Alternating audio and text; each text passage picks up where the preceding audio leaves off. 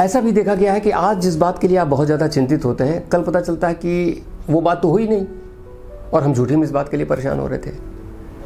इसके बारे में भी एक बहुत अच्छी सी कहानी है कि सेकेंड वर्ल्ड वॉर के टाइम में सिंगापुर में जब जापानियों का कब्जा था, तो एक सज्जन जो थे वो नौकरी करते थे बैंक में और उनको कुछ पैसे ट्रांसफ़र करने थे और इत्तेफाक से वो नहीं कर पाए। तो जापानी जनरल आया, उसने बहुत खरी खोटी सुनाई। उस दिन वो ऑफिस में नहीं थे और उन्होंने कहा कि कल मैं इसको जो है वो ब्रिज हाउस में भेज दूंगा।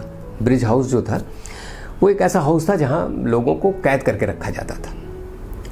अब वो सज्जन बड़े परेशान हुए कि अब क्या होगा, अब कहीं ऐसा ना हो कि मेरे साथ बुरा हो जाए, और लेकिन मैं कर क्या सकता हूँ।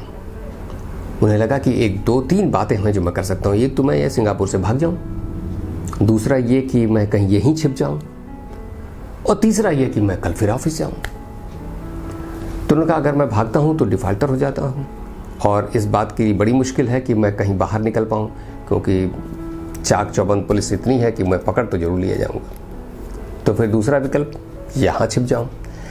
यहाँ भी मुश्किल है क्योंकि वहाँ भी वो पहुँच जाना बहुत आसान था कि आप कहाँ छिप पाएंगे जब आप एक मुश्किल दौर में हैं और सारा प्रशासन आपके खिलाफ है, तो मुश्किल हो जाएगा ना आपका छिपना। फिर उन्होंने सोचा अब जो होगा सो होगा, मैं कल ऑफिस जाऊंगा ही, देखना होगा जो हो जाएगा। महोदय ऑफिस पहुंचे, पता चला कि रात में ही जनरल का ट्रांसफ़र हो गया है और वो बेचारे अपने ट्रांसफ़र के चक्कर में इधर उधर पड़े हुए हैं और इनको जो कुछ सुनाना था, कहना था और ब्रिज हाउस भेजना था, वो सब वो भूल चुके थे। वो आए और उन्होंने बताया कि मेरा ट्रांसफ़र हो गया, उन्होंने हाथ मिलाया और उस बात का जिक्र भी नहीं किया, वो चले गए। तो जिस बात के लिए वो सज्जन बहुत चिंतित थे, दूसरे दिन वो बात नहीं हुई। ये बात रोचक बहुत है कि जो आज जिस बात के लिए आप बहुत परेशान हैं, हो सकता है कि कल वो आपको बिल्कुल परेशान न करें। कल की सुबह एकदम नई है, कल का दिन एकदम नया है, कल की सारी संभावनाएं नई हैं। इसलिए कल को लेकर आज इतना परेशान होने की ज़रूरत क्या है। और इसी चिंता की वजह से आज दुनिया भर के बिजनेस फल फूल रहे हैं। इंश्योरेंस कंपनियां क्या करती हैं, हमारी चिंता होती है कि कल जो है पता नहीं मैं रहूँ ना रहूँ तो मेरे परिवार का क्या होगा। तो कहते हैं कि लाइफ इंश्योरेंस ले लीजिए 2-4 करोड़ का, आप नहीं भी रहेंगे तो परिवार अच्छे से रहेगा। और आप फिर ऐसा करते हैं और ऐसा करके आप संतुष्ट महसूस करते हैं कि चलो कम से कम ये सिक्योरिटी मैंने ले ली कि अब परिवार के लिए मुझे चिंता करने की ज़रूरत नहीं है। आप बीमार पड़ने का डर है कि भाई हॉस्पिटल्स के बिल बहुत ज़्यादा होते हैं, आप मेडिक्लेम ले लेते हैं। और मेडिक्लेम क्या करता है, मेडिक्लेम आपको निश्चिंत कर देता है कि अगर भाई बीमारी हुई तो जो हॉस्पिटल का बिल है वो तो बहुत आसानी से हो जाएगा। तो ये सब चीज़ें जो फ्यूचर की मुश्किलें बढ़ाने वाली हैं, जो आपको चिंतित करती हैं, इसके लिए आपने ऐसे ऐसे सोल्यूशन निकाल लिए हैं। ऐसा कर लिया और आप निश्चिंत हो गए। बावजूद इसके आपकी चिंताएं रहेंगी अलग अलग तरह की और अलग अलग चीज़ों की। आपने कार का इंश्योरेंस आप करा लेते हैं, आजकल तो इस सारी चिंता का समाधान इंश्योरेंस हो गया। लेकिन इसके बावजूद भी कुछ तो रहती ही हैं।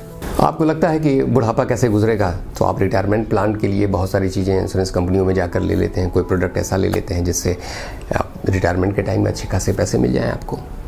और फिर आप जीवन में बहुत सारे लोगों से जुड़ के, क्लब से जुड़कर, अपने समुदाय से जुड़कर भी आप वो सिक्योरिटी पाना चाहते हैं और पाने की कोशिश भी करते हैं और पाते भी हैं, जिससे कि आपको लगता है कि आपकी चिंताएं निश्चित रूप से कम होती हैं। तो ये सब भी अपने आप में चिंताओं को कम करने का एक सोल्यूशन है। दूसरा ये कि अगर कुछ ऐसा होता भी है तो दिल को समझाइए कि ये मत सोचो कल क्या होगा, जो भी होगा अच्छा होगा।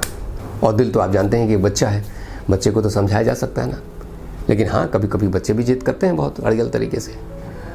तो बच्चे को जिद न करने दीजिए, बस उसे प्यार से समझा लीजिए कि यार ठीक है, अब तक जो गुजरी है वो कौन सी खराब गुजरी है, अब तक भी तो सब चीज़ें ठीक ही गुजरी है ना भाई। तो जब पीछे अच्छा गुजरा है तो आगे भी अच्छा होगा।